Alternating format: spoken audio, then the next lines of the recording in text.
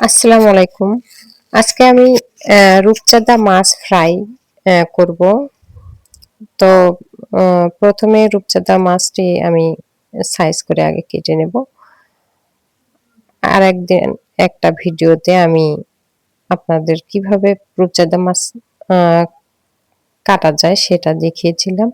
আজ আমি ফ্রাই করার সময় আবার কিভাবে আমি কাটি সেটাই আমি দেখাচ্ছি। হ্যাঁ, তো আমি দেখতে পাচ্ছেন ভিডিওতে যেভাবে কাটছি এইভাবেই কেটে নিতে হবে সুন্দর করে। তাহলে এর ভিতর যে মশলাগুলো ওগুলো ঢুকে যাবে এবং আ ফ্রাইটি খেতে অনেক ভালো লাগবে। তো সবগুলো আমার মাছ কাটা হয়ে গেছে। এখানে ৪ টি মাছ নিয়েছিলাম আমি, ২ টি বড়, ২ টি ছোট। তো এগুলো কাটা হয়ে গেলে এখানে আমি সবগুলোর মাঝে একটু লেবু চিবিয়ে দিচ্ছি। সামুদ্রিক মাছ নাকি অনেকেরই ভালো লাগে না। তো এরকম লেবুর রস চিপিয়ে দিয়ে কিছুক্ষণ রাখলে এর ওই স্মেলটি আর খারাপ লাগবে না। তো আমি এখানে মসলা তৈরি করে নিচ্ছি। একটা বাটিতে হলুদ নিয়ে নিচ্ছি ২ চামচ, জিরার গুঁড়া ১ চামচ, লবণ ১ চামচ এবং আদা রসুন বাটা ১ চামচ করে, সামান্য একটু গরম মসলা বাটা নিচ্ছি এবং শুকনো মরিচের গুঁড়া ২ চামচ। এখানে আমি শুকনা ভাজা আরকি ধনিয়ার গুঁড়া এবং আ গোলমরিচের গুঁড়া দিয়েছি 1/2 চামচ করে। এখন সবগুলো মসলা আমি হাত দিয়ে সুন্দর করে মাখিয়ে নেব। সামান্য একটু পানি দিয়ে আর একটু নরম বানিয়ে নেব মসলাটি, যেন গায়ে মাখাতে সুবিধা হয়। এখন এগুলো আমি মাছের গায়ে সুন্দর করে লাগিয়ে দেব। আ এই কাটা অংশগুলোর মধ্যে সুন্দর করে ঢুকে যাবে মসলাগুলো এবং ফ্রাই করলে এটি অনেক টেস্ট লাগবে।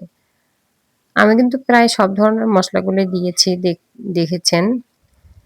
তো এইভাবে আপনি মসলাগুলো একসঙ্গে মেখে নিয়ে তারপর সুন্দর করে গায়ে মাখিয়ে নিয়ে এবং ভিতরে ঢুকিয়ে দিয়ে এটা ফ্রাই করলে এই ফ্রাইটি খেতে অনেক টেস্ট লাগবে।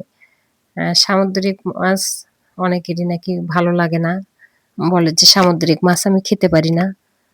তো তাদের জন্য বলছি যে আসলে সামুদ্রিক মাছ খেতে না পারলেও মাঝে খেতে হবে। তার কারণ মানুষের বয়স যত বেড়ে যায় সামুদ্রিক মাছ খাওয়ার আম উপকারিতা আরো বেশি। আ এর মধ্যে ওমেগা 3 থাকে। আরো অন্যান্য পুষ্টিগুণ থাকে যেগুলো আমরা অন্যান্য মাছে পাই না। তো আসলে মাঝে খাওয়া উচিত। তো যারা ভুনা, কষান এসব খেতে পারবেন না তারা এভাবে ফ্রাই করেও খেতে পারেন। এখন আমি চুলায় ফ্রাইয়ের জন্য এসেছি। এক পাশে হয়ে গেলে আরেক পাশটা উল্টিয়ে দিচ্ছি। এখন আ সুন্দরভাবে ২ চামচের সাহায্যে আবার আরেক পাশটা উল্টে দিচ্ছি। এভাবে ভাজা হয়ে গেলে আমি উঠিয়ে নিচ্ছি। তো আমার কড়াইটা একটু ছোট জন্য আমার এখানে মাছগুলো একটু বড়। যার কারণে আমাকে একটা করে ভেজে নিতে হচ্ছে। তো আমি মাছ এভাবেই ফ্রাই করে উঠিয়ে নিলাম। আপনারা এভাবে ফ্রাই করে খেয়ে দেখবেন। অনেক সুস্বাদু এই মাছ। আল্লাহ হাফেজ।